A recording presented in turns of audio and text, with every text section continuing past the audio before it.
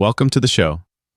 Madison, I need to start with the most uncomfortable marketing sentence in this whole module.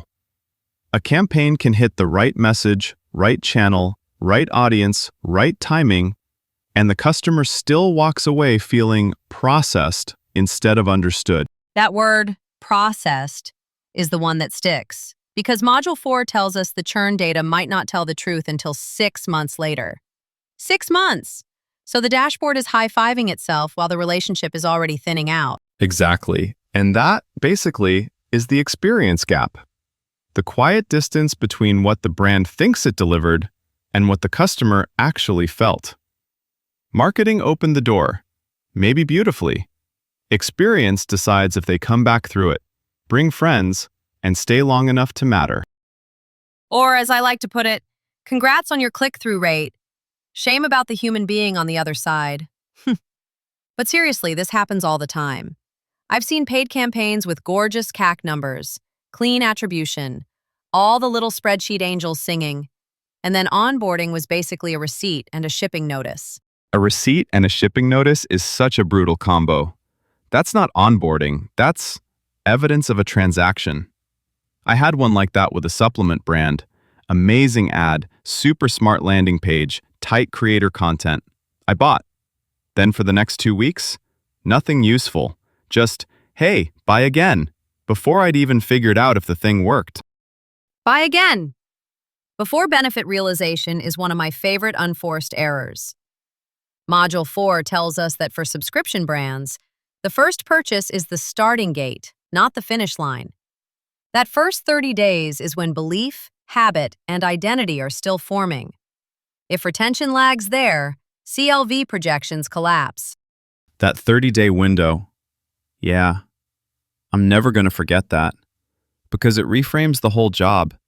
You're not just converting traffic, you're engineering the moment where somebody decides, oh, this fits my life.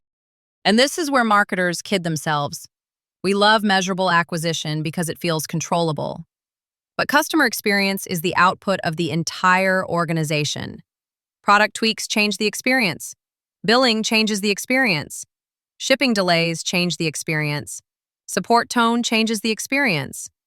No single CX team can save you if finance, ops, product, and marketing are freelancing. Freelancing is generous. Sometimes it's more like 5 departments doing disconnected auditions for the role of brand. That line is basically omni-channel in a nutshell, but hold that thought. Before that, we should separate customer service from customer experience, because people mash those together constantly. Service is when something breaks and someone fixes it. Experience is everything before, after, and between those moments. The ad they half remember, the onboarding email they almost deleted, the 90-second support chat that saves their afternoon, the community post that reminds them why they chose you. The 90-second support chat is a good token there because it's tiny.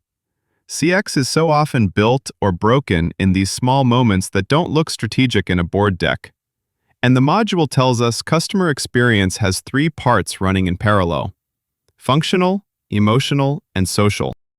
Right, functional is, did it do what it promised and was the process easy? Emotional is, did I feel seen, valued, respected? Social is, do I feel connected to a community, identity, or shared purpose beyond the product? And brands mess up by assuming all 3 matter equally for every audience. Sometimes functional is almost the whole game. Sometimes social outweighs everything. Which also explains why a technically fine brand can still feel forgettable. Functional might be solid, but emotional is tone-deaf and social is fake. You got the package in 2 days, but the whole thing felt like you were being moved through a warehouse by a chatbot wearing a smile sticker. A chatbot wearing a smile sticker is, unfortunately, half the internet, and the benchmark keeps rising. The module tells us that in 2026, customers don't just compare you to direct competitors. They compare you to the best experience they had anywhere in the last few weeks. Amazon's 4-hour delivery, Spotify's eerily good recommendations, that becomes your standard whether you sell coffee, software, or skincare. And then the AI layer makes it worse, or better, depending how awake you are. 1 in 4 customers now uses AI-powered platforms as their primary source for information, recommendations, and purchase decisions, ahead of brand websites and online reviews. That is not a cute stat. That is a structural reset. 1 in 4 means your site may not even be the first interpreter of your brand anymore. An AI system is. Which means if your content is vague, inconsistent, or fluff-heavy, you don't just lose SEO, you lose the way the brand is described in the first place. So let's get tactical. Module 4 tells us most companies have a neat little journey map in a deck. Awareness, consideration, purchase, retention, advocacy. Cute. Real customers loop, stall, restart, jump channels, ask a friend, get distracted, come back at midnight, and buy on a different device. Yes, the internal journey map is fiction. The useful map has 5 dimensions: stages, actions, thoughts, emotions, and opportunities. Not just what customers did, but what they were trying to figure out, how they felt, and where the organization should change something. That thoughts piece matters. If the customer's internal question is this right for me? And your page answers, here are 12 brand adjectives, you've missed it by a mile. Exactly. Unanswered questions are both a content gap and a trust gap. And then you hit the moments of truth, the research phase before the brand ever speaks. If you show up badly there, you spend the rest of the journey recovering ground you never had. That is why omnichannel matters. Not multi-channel, omnichannel. Multi-channel just means you exist in a website, email, retail, social, app, whatever. Omnichannel means all of it feels like one continuous relationship. And the module tells us, true omnichannel requires 4 things in sync: unified data, consistent brand language, channel fit execution, and seamless continuity across touchpoints. Most brands manage the first word, multi. Very few earn the second word. Because earning it is annoying. It requires adults in meetings. I had a retail brand once where the Instagram tone was playful, the website was clinical, the email offer was different from the landing page offer, and support had apparently never met either of them. It felt like speed dating with 4 cousins from the same family. 4 cousins is generous. More like 4 people using the same logo without speaking. And this is where brands overcomplicate personalization while under-delivering relevance. They want Tier 3 magic before they can even spell data governance. Hit me with the tears. Tier 1 is segment-based. Demographics, life cycle stage, RFM.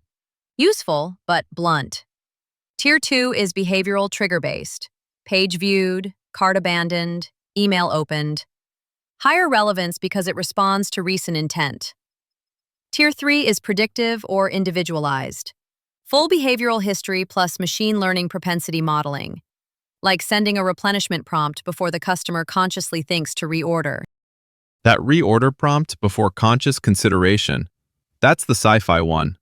But the module tells us 75% of organizations cite data integration and quality as the top AI implementation challenge, right? Yes, 75%. And only 32% prioritize data quality and governance, while 52% say their data architecture limits AI progress. So when a brand says, we're doing AI personalization, I'm like, cool. Do you have a unified customer record or just ambition? Or just ambition should be on a t-shirt.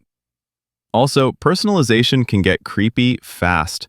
I once browsed a product one time, and then got an email subject line that was basically, still thinking about this? Sir, we are not in a relationship. Thank you. Module 4 tells us the rule is relevant, not intrusive. Use data to reduce friction and add clear value. Explain why recommendations appear, and give customers control. The 3 trust signals are simple. I understand what you're collecting. I see how it helps me, and I stay in control. And then comes feedback, where a lot of brands totally faceplant. They collect NPS, CSAT, CES, churn cohorts, VOC interviews, they make the slide deck, and then nothing changes. Right. The closed loop is the point.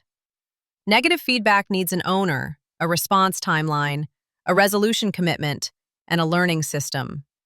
Otherwise, you're not measuring CX. You're documenting disappointment expensively. Documenting disappointment expensively? Brutal. But fair. And I like the tension he raises with CRO, too. A promo email can have high ROMI and still train customers to expect discounts, which erodes long-term pricing power. So optimization for first purchase rate can quietly damage lifetime value. That's the piece people miss. CRO is not separate from CX. We learned from the lesson that a conversion rate can move from 2% to 8% through 4 iterative cycles. But if you optimize the wrong objective at machine speed, you just get better at harming the relationship. The target has to be lifetime value, not just immediate conversion. And maybe that's the whole thing in one sentence. The best brands don't just remove friction from the funnel, they remove friction from trust, which is harder, slower, and way more durable. Also harder to fake on a dashboard, which is probably why it matters. See you next time.